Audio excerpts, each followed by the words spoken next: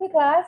So last class we started how can we convert the point precipitation to the average precipitation, or in other words, how can we calculate or determine the point areal precipitation, right? And then we discussed there are three common method we have. The first one is the arithmetic average method. The second one is the Poisson method, and the third one is the isohydral method. Now, for the arithmetic average method, obviously, you know that is the easiest one. You will just average all the stations data and divide by the number of stations, and you will get the arithmetic average method. At the same time, this method will only work if you, like, all the stations are evenly distributed, the watershed is relatively flat, kind of the best case scenario, but obviously we will not have the best case scenario all the time. That's why we need to go for other methods also. And as a continuation of that, we actually started class example 12, which is the isohydral method. From the name, you can kind of imagine iso means same, hydro means rainfall, depth of precipitation. So isohydral means like you need to find out the lines where the rainfalls are same, and using that lines or isoheights, how can you find the areal precipitation for a specific watershed. So we started working with class example 12. We had few stations like 1, 2, 3, 4. We had 4 stations there. We knew the rainfall gap, but the class example 12, they like it had 2 parts. The first part, you needed to find out the isoheights for 3, 4, 3.5, 4.5, and 5, right?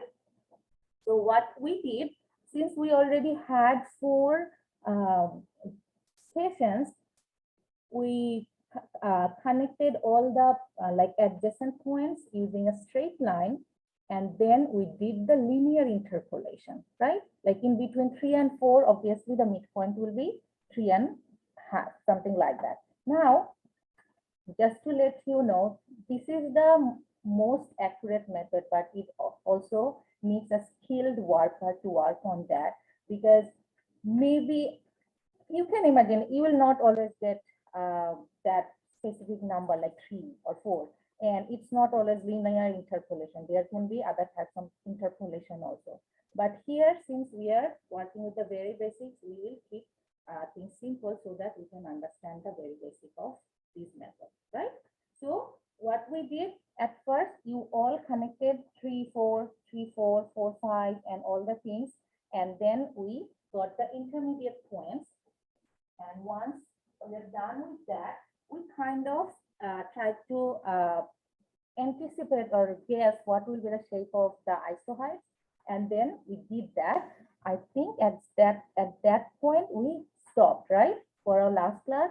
So for today's class, we will complete that, and then we will start working with another method. But let's complete this one first.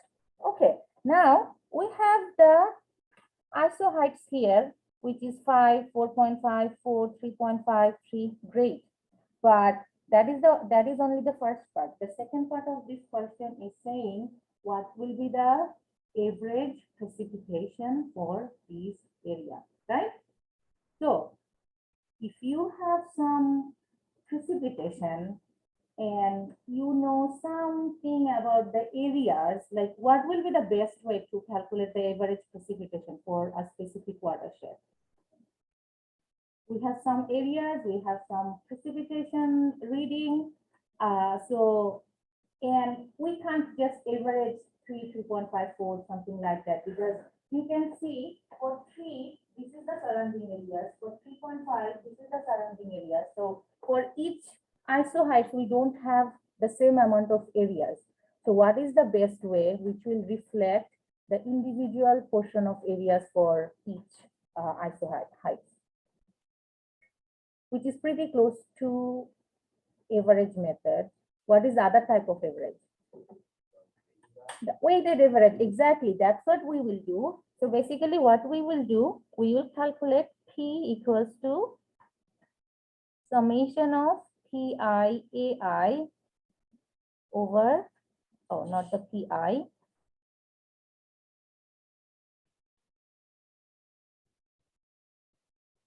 Okay, class, we are not using any Excel for this class.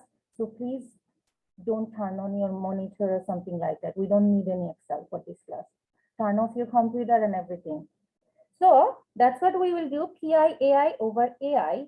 Now the question is, how can we get the area for individual isohyets? At the same time, how can we get the PI AI? So the very first task will be, let's set the title of the table, and then we will see how can we work on that, okay? So since we are looking for PI AI, the very final one will be PI AI, okay? Now the question is, how can we find AI? AI is the area AI. Now, do we have any information about this watershed area? Any sort of area like information, total area, or any sort of information do we have for this watershed? So each square is 25 square miles. So that tells you if you can get the total number of box or square, we can get the final area, right? So that's what we will do. That is the area. I don't need to do anything. Here, I will find out number of maybe squares in between the iso. Okay. So that will be the number. And once we get the number, we will just multiply that number of squares with 25. We'll get the the total area. Okay, we are almost done. Now the thing is how I will decide what is the associated area for each rainfall depth. So for that one, like obviously we always want to have the station or precipitation gauge on the center of the area, right? So for doing that, what we will do, since I want to have this 5 as the center of area for a certain area, so use a different type of line, maybe broken line or something. I'm using a color.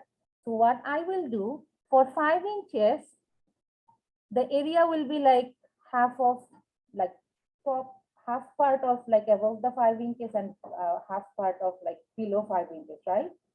That can be one way, but I think the best way will be if I can get the average of each isohyte.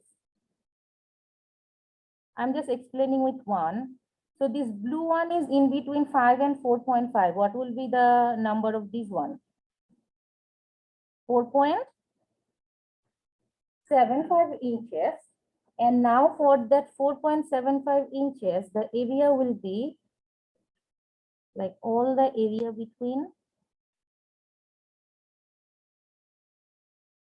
this green box. Does that make sense? For the blue isohyte, which is 4.75, the associated area is the area within that blue green box. Everyone, are you on the same page on this concept? That is the most important part for this one and the next class example. Once we get that, the rest of the part is. So what is that 4.75? It is actually the average of that 5 and 4.5, or in other words, the midpoint between these two isohytes. Okay. Because we want to calculate the areas between these two isohytes, so that's why it's kind of like that. Like if that is the rainfall we want, we know maybe 4.75 inches. The surrounding areas we are actually calculating like that. Something like that. Okay? Yes.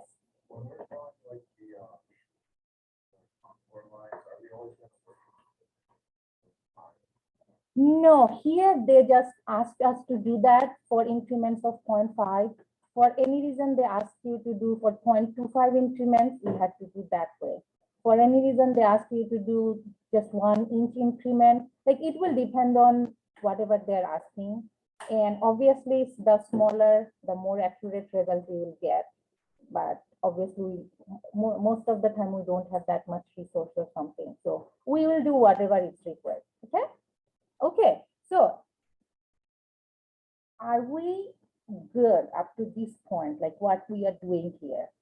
Let's make sure that part, like, do we understand that part, that the 4.75 is the precipitation for that green box area?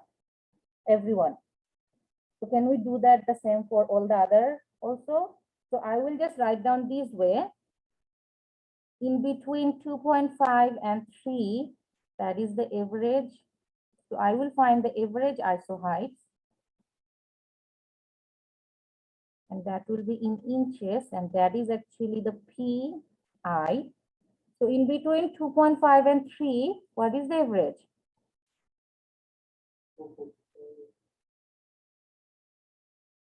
2.75. Okay, in between 3 and 3.5? 3.25, yes. So in between 3.5 and 4, it's 3.75. In between 4 and 4.5, 4.25, 4.75, and 5.25. So the next task is we need to find out the number of boxes. Before doing that, I will draw all the average iso heights so that I can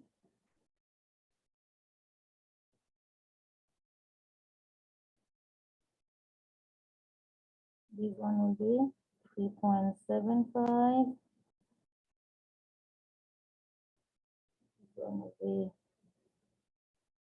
3.25, and this one will be 2. Oh no, that will be 5.25.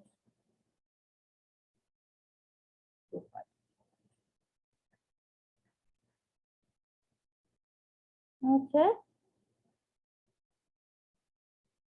2.75, and I'm just drawing one more box to give you a better idea. So that is the area for that 2.75. Okay. So are we good up to this point?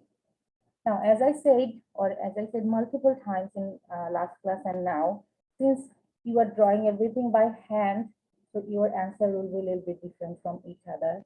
That is absolutely okay. So we will wait till the very last answer, because the very last answer should be pretty much same, because that is the weighted average. So based on your lines, the area will be different. So that will reflect on the very final answer. So if you have different answer than mine, that is fine. That's not a problem. We will wait till the very last moment. And that time, if you get very different answer, then we will check what's wrong. Okay. So what I will do now, once we are done with P, our next step is we need to find the square of number of the square in between the iso heights, right?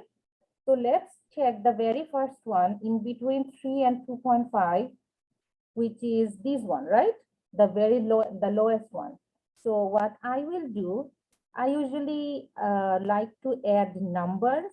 So that actually helps to, like, for any reason I need to come back to that calculation again just to check or something, that helps. So what I will do, one important thing before I do that. Are you seeing there is no full square, like one full square within that area?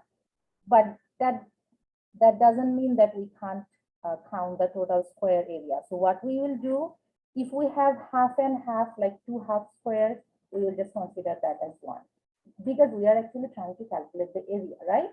So the way I usually do, I usually use number like this way. Suppose this one is half and this one is half, something like that. So these and half, this one is 1, 1. That means it's 1 square, like 1 box, right? And then I will do this one is 2, then these and these are 3. Wait, so like Just one, yes. I'm just numbering that. That means like in total we have 2 square box there. So I have 3, then this one is 4. These 2 can make 5, and all the small parts they can make 6. Okay, so for the very first one, I got 6. You may get a little bit different, and that is absolutely okay. So calculate your one, count the total square in your drawings, and write down the numbers, okay? So that's what I will do for all the isoheights. You also do that. I will check with you maybe at 10:20, okay? So for 3.25, I have one. I will use a different color, so I will have a record 1, 1, and this one is 2, 2. This one is 3, 3, and I have 4, 4.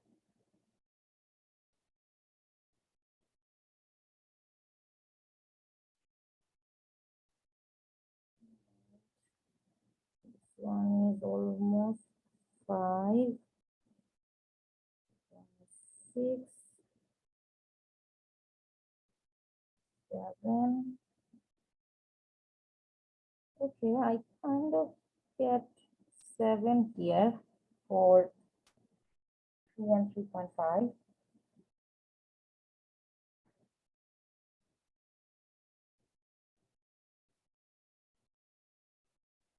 So for in between, for 3.75, let's count that one. 1, 2, 3. These all can make 4. I have 5, 6.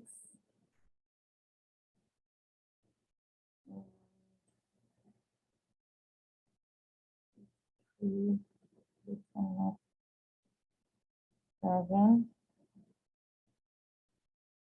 and 8. Oh, I have other 6. 9, 10, 11. Okay, I got 11. This one. These numbers are like different from my solution as well. Like when I made my solution, this one is different from my solution. So I'm assuming you will have different number as well. So in between 4 and 4.5, let's check what number we got. We have 1, 2, 3, 4, 5.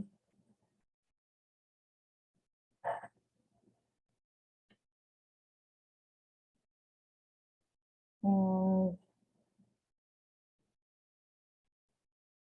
6, 7, 8, 9,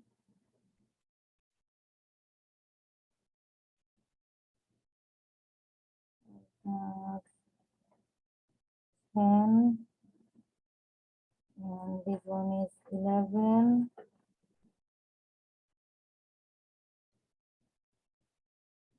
That's 12 here. All together make it 12. And 4.75.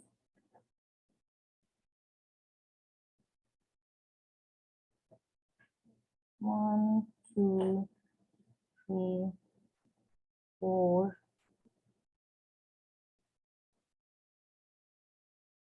5, 6, 7, 8. Okay, maybe 8. And 5.25, one last one.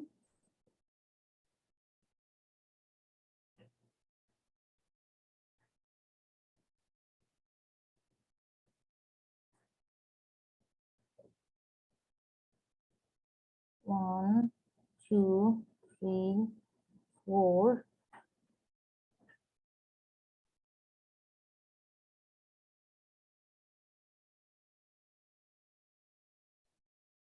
Five,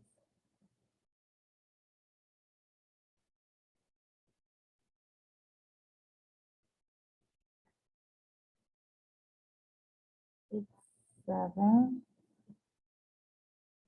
8,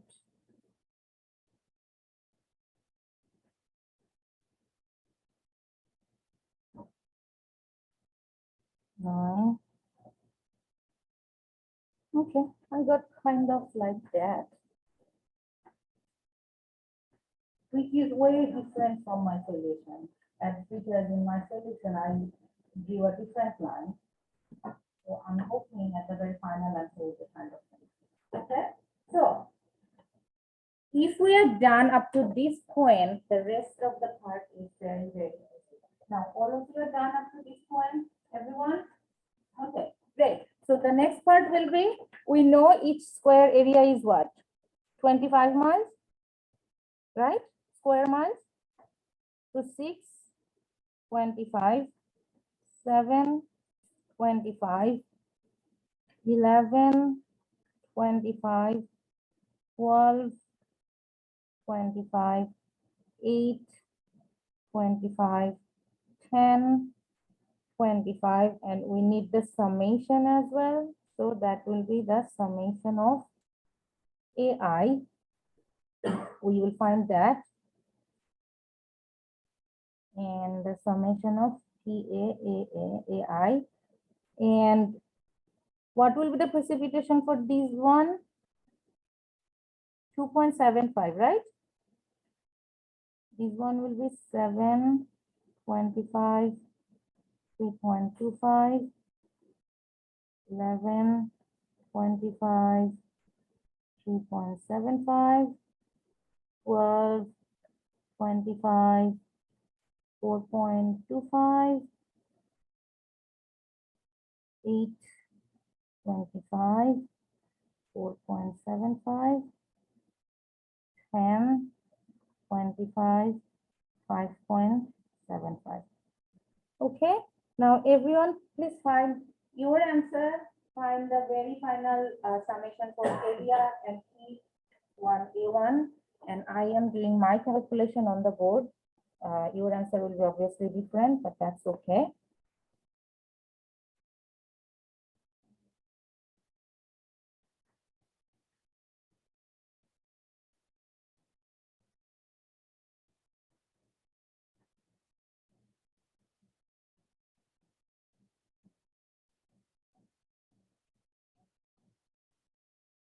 Mhm.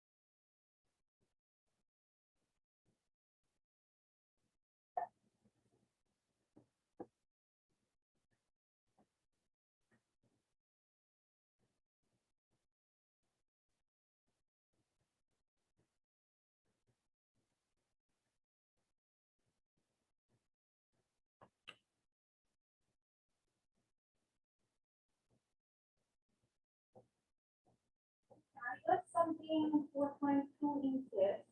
Section 1, I got something around 4. So we should get something close to that, maybe like 3.75 to 4.25 or 4.5. To check that,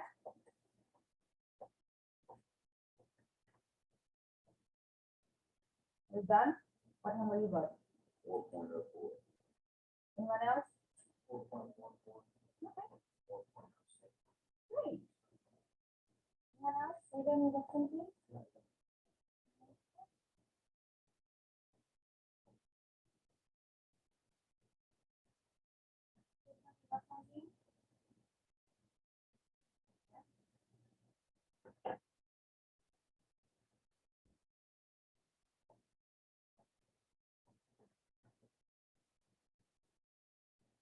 I have only this here, like I can click it on that. That's the good part. Can I do something?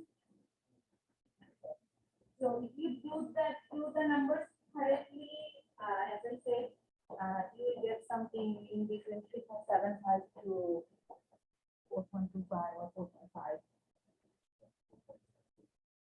Good. Now I'm thinking my solution might be wrong because in both sections I got something close to 4, but my solution is at 3.57.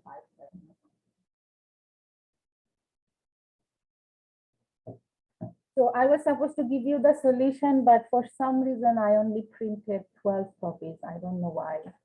So I'm out of that. Friday, I will give you the solution for like 3 class examples. Okay. All of you are done, everyone? Then what number you got? Okay, great. So that's the thing. I think for this question, the only difficult part is draw this one and identify which area will be the associated area. And you can see like why it requires a skilled person to do that, right? Because I can draw this line in multiple different ways, but obviously those are not correct. So that's why it's important to know that. Okay, so that's the end of class example 12 or the end of isohydral method. Do you have any questions about this one? Okay, we are good, everyone? Okay, if you look at the board on that side, we wanted to discuss 3 different methods. So we are done with the very first one, isohydral. So for the next class example 13, we will work with the Clayton-Sullivan method and the average, like arithmetic average method. Okay. So Class there before the homework. no, the homework problem is actually based on class example 13. Okay. Most probably no. Maybe we can because we still have more than 20 minutes. It's pretty much same as this class example, a little bit different, just how to find the associated area. So let's try that. If we can finish that, then we'll do that. Otherwise, maybe we'll wait 10 minutes from Friday. Okay? Okay. So class example 13, all of you have class example 13 with you right now? Okay, great. So what we will do, can anyone read the class example 13?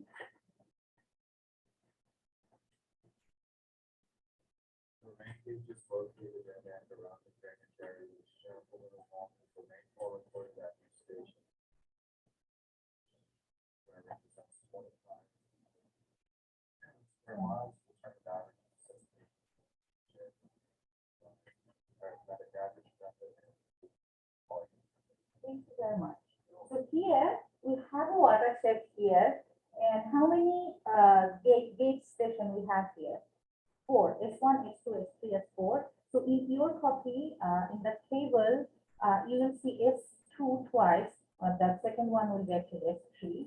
So for this gauging station, all the water they're coming from all the upstream, and this is the outlet point. So what we need to do, we need to find the precipitation for this whole watershed. Okay. Now we will use 2 methods. The first one is the arithmetic average one, and the second one is the Clayton-Sullivan method. So let's start working with the first one. And the first one will be obviously very, very easy. These, I was talking about this one. That should be S3, not the S2. Okay. Now, I already gave you the sum, which I didn't have any plan. That is a mistake that I gave you the sum. So for part A, what we will do, this is the part A. The arithmetic mean will be what?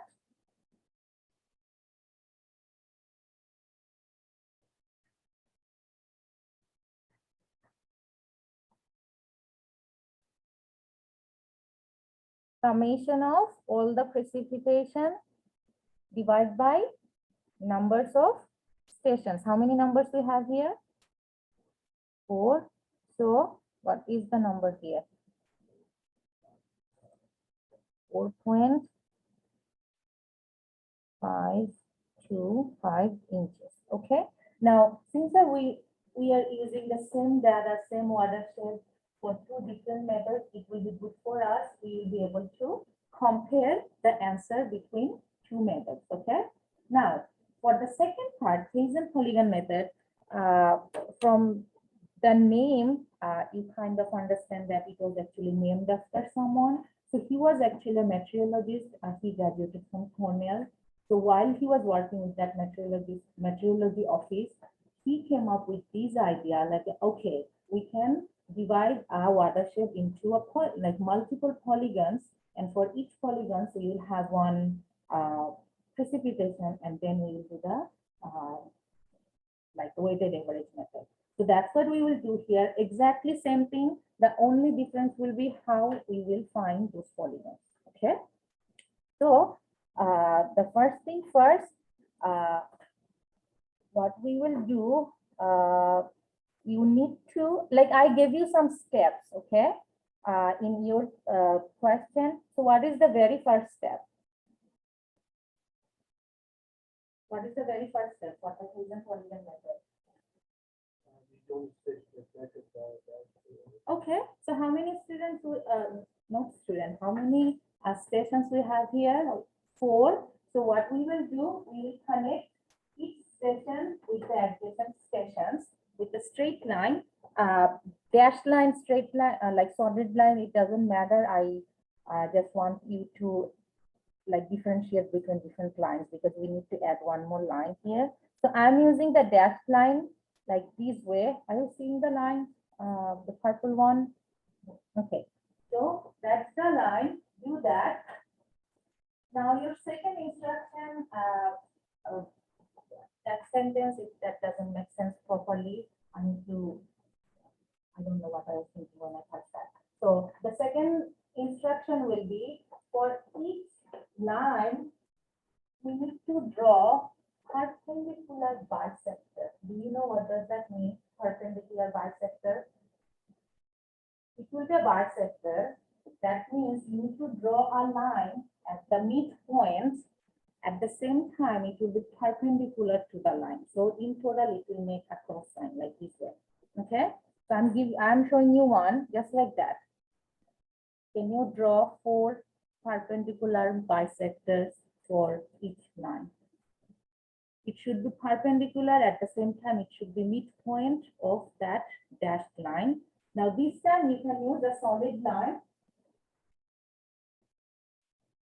And if you do that pretty accurately, all of these lines should match into one point, or they will be pretty close.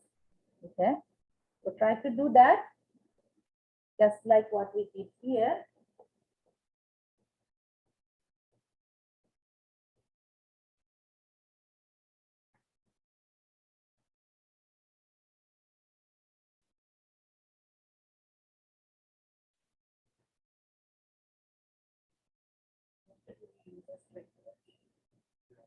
Otherwise, the area will be different.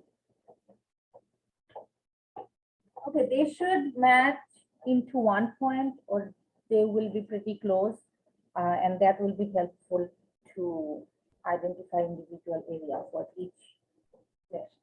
Okay. Now, are you seeing that this whole watershed now is divided into 4 parts? And if you look at, just for example, for S1, Are you seeing that this is the area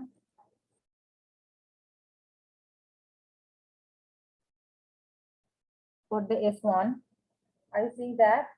For the S2, similarly, we have like these,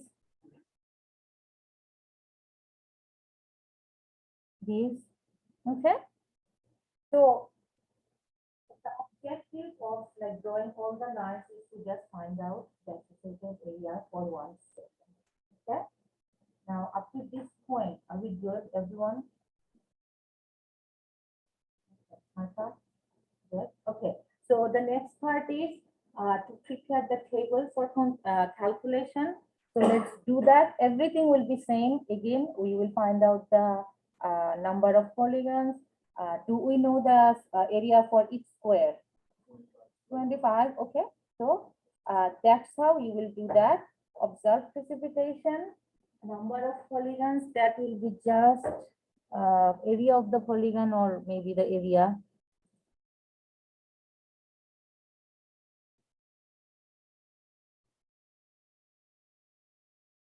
And finally, the final answer will be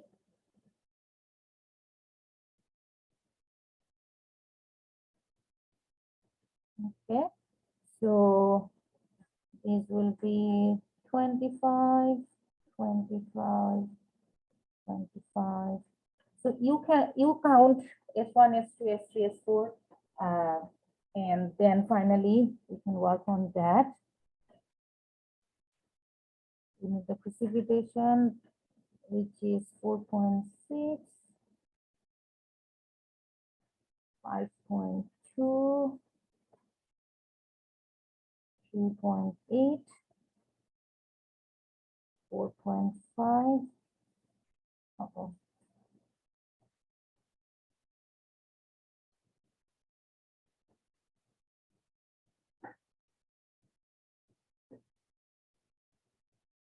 Okay, and that will be the summation AI. Okay, so all the things are same this time. Again, we need to count the polygons. So I'm doing based on what I have on the board. You will do based on what you have on your copy. Okay. And as we saw in our last class example, even if we have different numbers, at the end, we all will kind of get the same. So let's count the S1 first. So S1 first is, okay, so okay.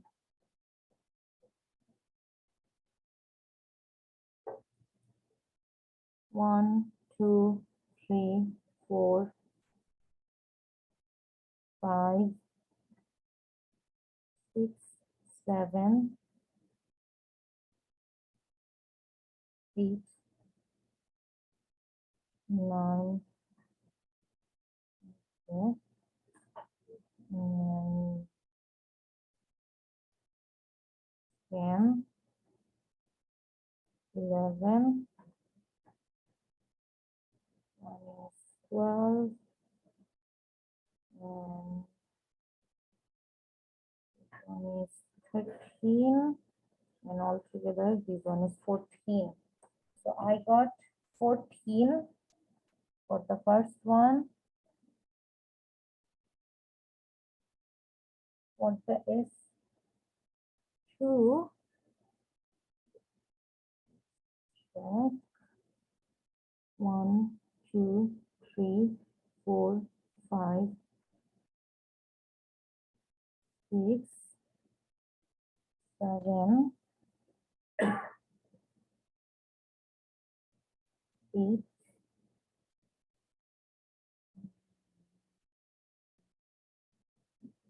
9,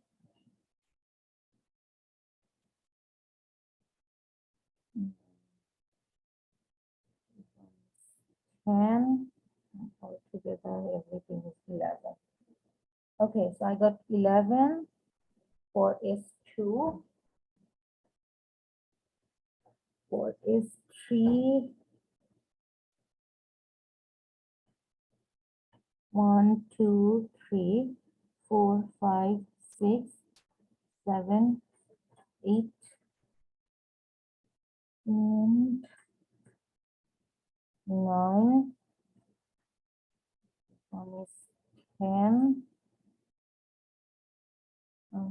This one is 11.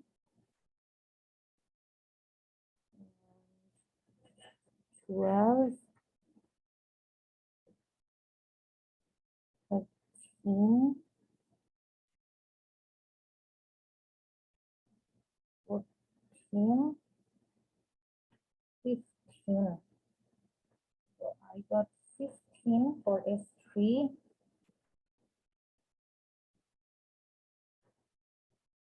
And the last one is 4. 1, 2, 3, 4, 5, 6, 7, 8, 9, 10, 11, 12, 13, 14,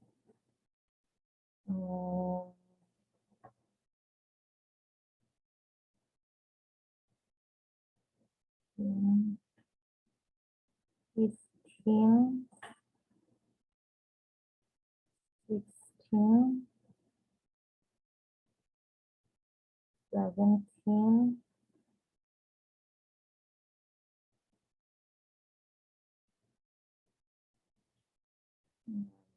18,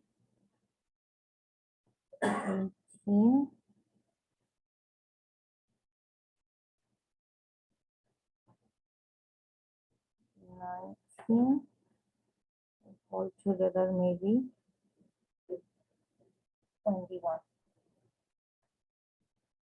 Okay, that's what I got. Okay, so you can check your number. It can be a little different or it can be kind of same. So if I do the calculation, we still have 9 minutes. So most probably for your section, I will be able to complete this one.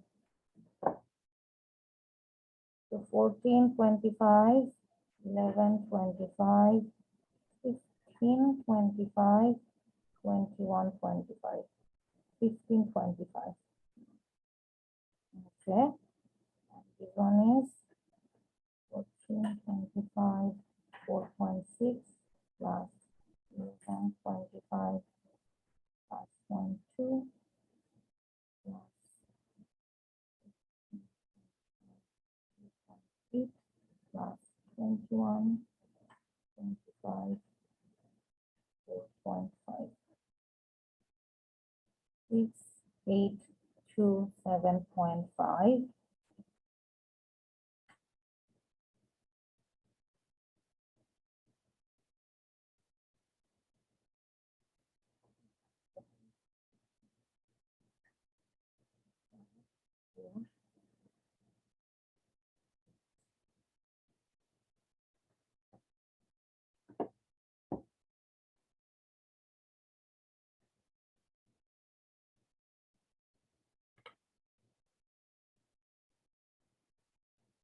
Something close to that. Can you check, all of you, can you check what was the average method?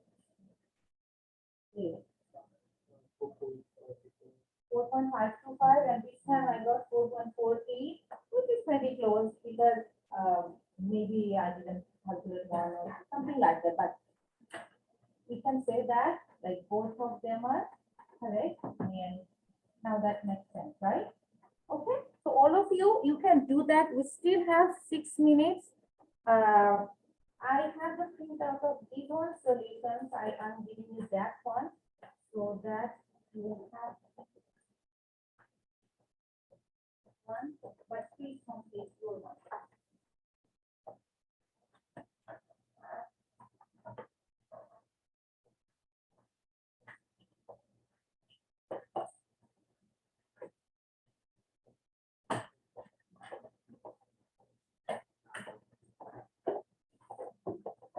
So that's the end of precipitation and